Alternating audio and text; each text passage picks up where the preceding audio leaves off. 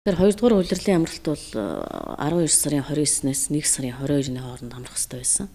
1 сарын 22-ны хооронд амралтын үйл ажиллагаа маань явагдсны дараа ханиад томуудны дэгдэлттэй холбоотойгоор дахиад 14 хоногоор одоо сургууль цэцэрлэгийн сургалтын үйл ажиллагааг хаасан байж байгаа. Тэгэд энэ хугацаанд бол нийтдээ 10 гаруй хоногийн одоо хичээлийн алдагдал бий болсон. Ингээд одоо өнөөдөрс эхлээд хичээлж байгаа. Ямар нэг байдлаар үргэлжлүүлээд одоо хичээл хаах барих тухай шийдвэр бол гараагүй.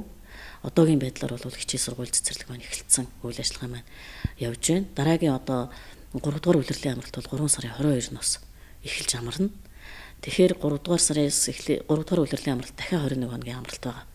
Тэгэхээр саяны одоо ханиад томооны үеэр тодорхой хугацаанд хаасан энэ хугацааны амралтыг бид нар хагас цай өдрүүдээр нөхөж явах байгаа. Энэ саяны хүүхдүүд амарч байгаа энэ цаг үеэр багш нараа бас бид нар цалинтаа амраасан.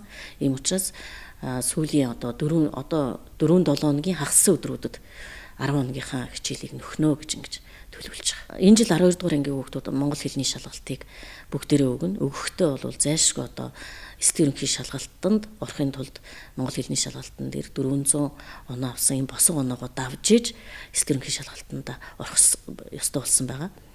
3 сарын 23-нд нийт одоо улсын хэмжээгээр 12 дугаар ангийн сурагчид маань монгол хэлнийхээ шалгалтыг аймаг дээр ирж өгнө.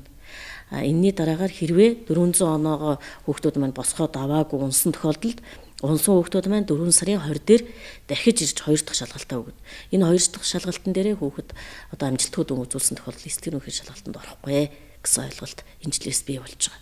Тийм учраас энэ тал дээр бас эцэгчүүд маань энэ жилийн 12 дугаар ангийнхаа хүүхдүүдийн монгол хэлний сургалтын чанар дээр монгол хэлний сургалтыг сайжруулах тал дээр бас бидэнтэй хамтарч ажиллана гэдэгт бас итгэлтэй байна.